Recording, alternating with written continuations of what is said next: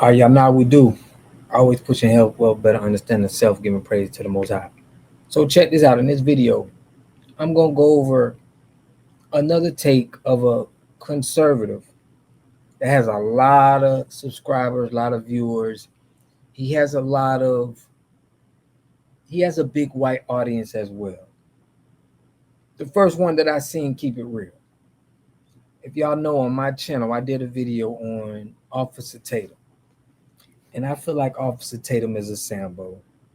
He could just be making money from his channel, you know, marketing in America, whatever you doing, business, YouTube, you have a big population of Caucasian people who have money. So financially, it makes more sense for you to cater to them if you're trying to chase money. And that's what a lot of these guys do. Uh, that's brothers like myself. They go that direction. Now, I don't know if they truly feel like that. They're doing it for the money, but it's disgusting to me. It's like they don't keep it real anymore. They look like they're just attacking black people. And it's like, you even got, if you go to the comment section, you got people going on a black guy's YouTube channel that's pandering to them. He's on their side, and they go in with racist comments on this guy's channel. You can't make this stuff up. So the narrative is being pushed, and I put a post that some people are saying is fake, and if it is fake, I said it on the comment section.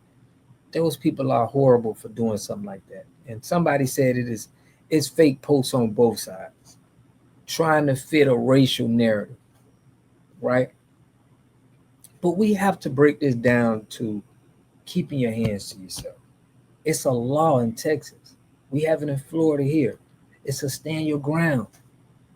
You can't touch people. People are actually saying that if somebody puts your hands on them, okay? And shout out to ABL, Anthony Brian Logan. He broke this down and showed you another case of somebody putting their hands on somebody and they got off in court. The court system is going to have to look at this and really look at all the other cases. There's no way that Karmelo Anthony is not going to be, there's no way that he's going to get stuck with this. From previous cases and putting your hands on people, it's no way that you can justify it when it's in the law with stand your ground. Now, back to the conservative. ABL is a conservative, but he kept it real here. You know, shout out to introvert rock star. He's not a conservative. He's not, you know, he's a field brother. And it's a difference between us field brothers and brothers that want to call other men massa. It's a difference, you know? And we're seeing that with this case, right? The hypocrisy has to stop. We have to take, if you take color out of this, Karmelo Anthony is going to beat the case. From the law. The law don't say if you put your hands on somebody, if you just put your hands on somebody, that doesn't cause for that. It doesn't gauge what force you can make after somebody put their hands on you. All right. So I'm gonna let ABL, this was the best take that I feel that somebody has made, and not because he's black. It's a lot of people mad at him that supports, you know, his channel. And this is where keeping it real. You got some people that's gonna keep it real, and some people gonna get clicks and likes, and it is what it is. But here on my channel, we keep it real. But without further ado, I ain't gonna go too hard on y'all. Let's get it. He wrote Karmelo Anthony at a high school track meet in Texas. Some call this premeditated murder. Some call it self-defense. Let's talk about it. How's everybody doing? My name is Anthony Brian Logan, and today we got to talk about the tragedy that unfolded in Frisco, Texas at a high school track meet over a seat on the bleachers. 17-year-old Austin Metcalf was stabbed to death by 17-year-old Karmelo Anthony. Now, before I begin the video, may Austin rest in peace and prayers out to his family. This is truly a tragedy. And I didn't really want to cover the story because, in my humble opinion, this story is being used in the same way that George Floyd and other situations were used to stoke racial disunity and civil unrest. And I'm not a fan of that. The only reason why I'm doing this video is to give my 2 cents and to provide some clarity. There's been a bunch of fake articles and pages and GoFundMes and narratives and stories that have spread on social media, and people are believing it. It's to the point where somebody called my YouTube show on Saturday night saying that their grandma told them that Carmelo Anthony came into the track meet with a ski mask and stabbed Austin and then ran away. Just completely fake and made up stories. I wanted to wait a little bit before I gave my 2 cents because I needed more information to figure out what's really going on. Now, here's my opinion about why this story has become popular. I think a lot of people on the right, on social media, blew the story up because they knew it'd be a thing that got a lot of attention. And they were also trying to prove a narrative about Black violence on white people. You can see it right here from Matt Walsh. This is dated April 3rd, which is Thursday, right around the time when the story first started trending. You see what it says right here.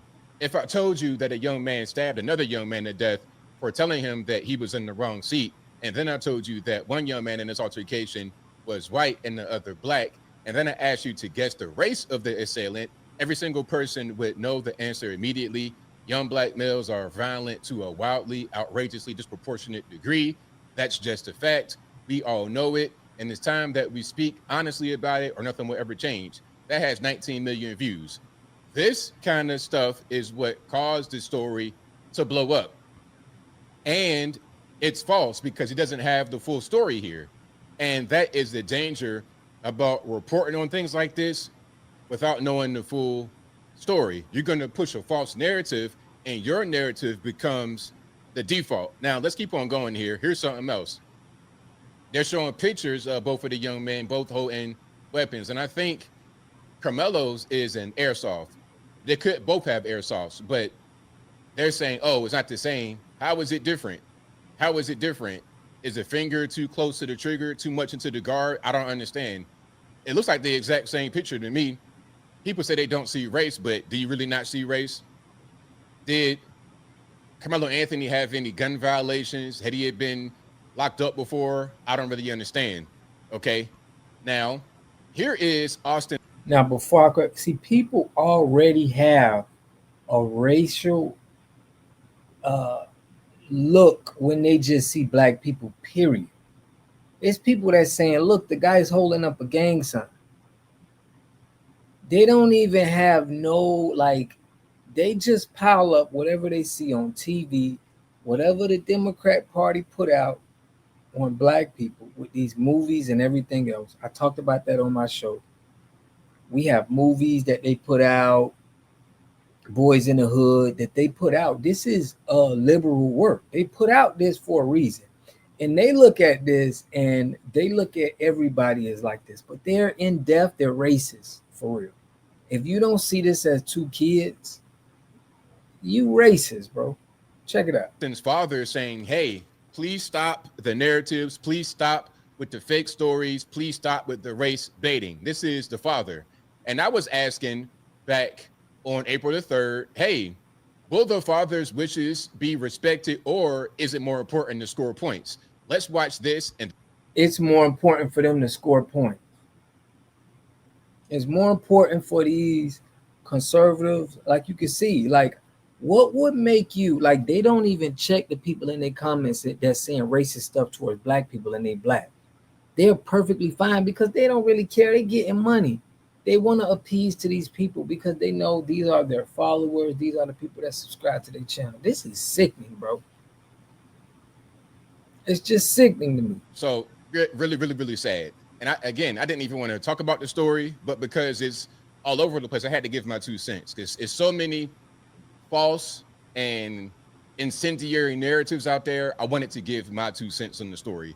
Let's watch this right here. This is local news out there in the Dallas-Fort Worth area.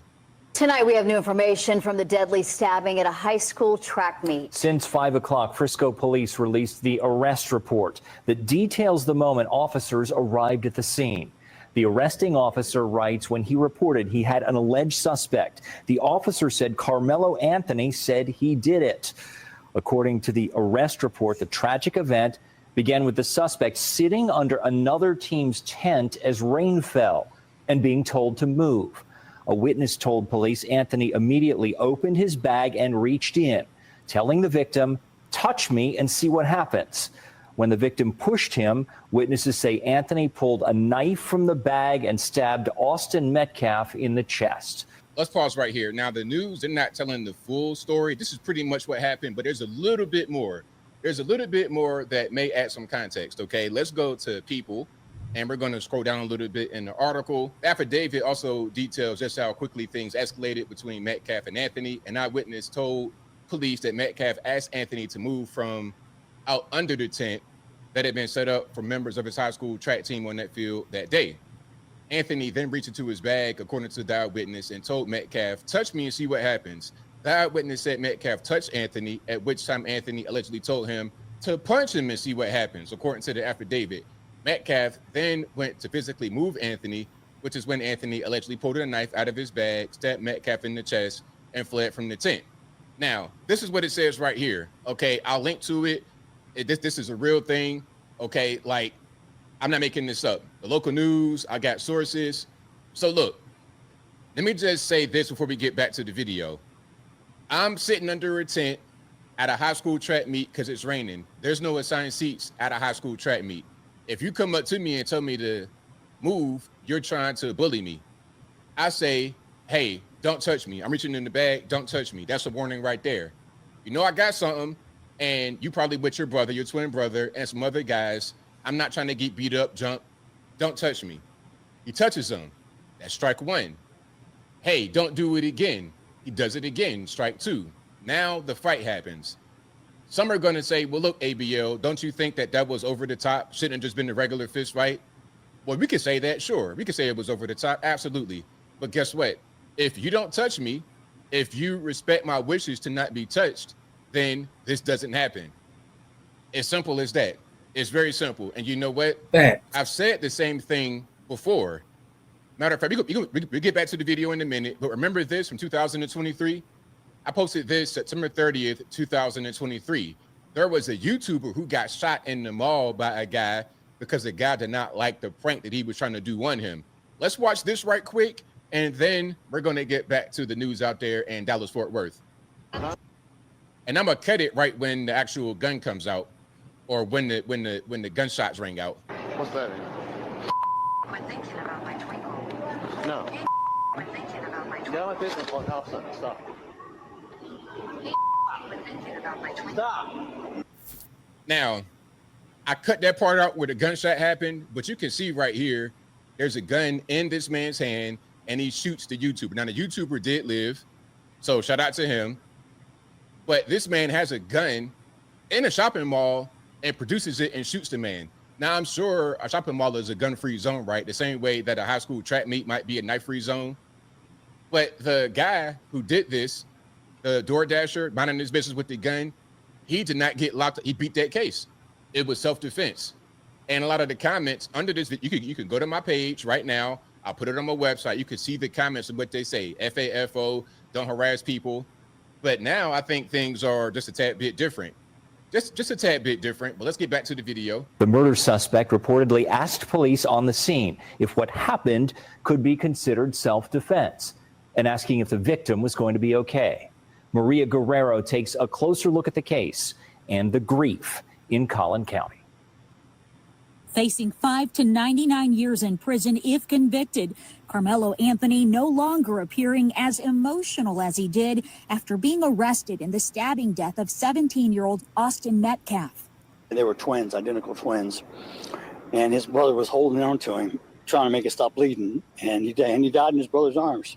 The horrifying scene playing out Wednesday morning during a district track meet with over 100 student athletes participating. Frisco police say Anthony, a Centennial High School student, stabbed Metcalf, a Memorial High School student, during a fight. The victim's family says Anthony was told he was sitting in the wrong spot and that the teens did not know each other. Frisco police and the school district declining to provide new information or interviews. The district also not responding to questions raised by a lot of parents about what kind of security these daytime track meets have and whether student athletes' bags are checked. Now, there's more to this video, but you get the general idea of what's happening here. Again, rest in peace to Austin Metcalf. Prayers out to his family. Prayers out to his twin brother who was right there. But as I close, I want to say this. You cannot put your hands on people. You can't do it. We can say that it was an overreaction, and you're right about that. But I was always taught, hey, if you pick a fight with somebody, if you touch somebody first, then you can't really dictate or regulate the way that they react to you. Keep your hands to yourself. That should be the lesson here. And I know people are not going to like that, but it's the truth. Same thing I said with the case in the mall. Okay, stop harassing people. Get out of my face. Leave me alone. I'm trying to leave. I'm giving you warnings. You're not leaving me alone. Okay, now the gun comes out. Some say it was over the top, but the jury of his peers said it was okay because they let him beat the case. That's kind of what happens. And then some are going to say that I'm defending this guy because he's black. Meanwhile, I defended Daniel Penny. And the Daniel Penny case was actually worse because Jordan Neely didn't attack anybody. He was just menacing like he was going to attack somebody.